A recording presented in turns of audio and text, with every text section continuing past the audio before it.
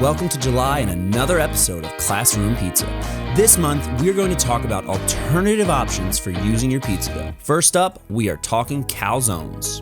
Okay, so I'm going to use the same pizza dough recipe from episode 18. That link is in the description. First thing you want to do, as always, is scrape out your dough and coat it in flour. Now, normally at this stage, we are going to push the air from the center of the dough outwards, but for a calzone, you just want to gently spread the dough evenly. So work to form your dough and try to keep the thickness even throughout the dough.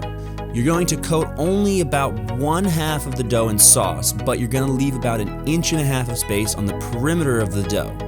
Today, obviously, I'm doing a Buffalo Chicken Calzone, so go ahead and add your preferred fillings and then add your favorite cheeses. This one I'm using is a blend of mozzarella, Parmesan, and Swiss. Now this part is very important. Take the yolk of an egg and coat the perimeter.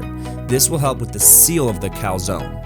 Then you're going to fold it over and you're going to turn and pinch the dough going along the outside.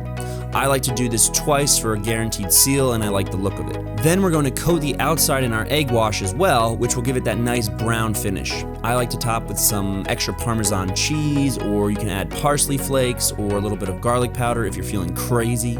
Lastly, make sure that you use a knife to score your calzone and give it both a nice look as well as a place for that heat to escape.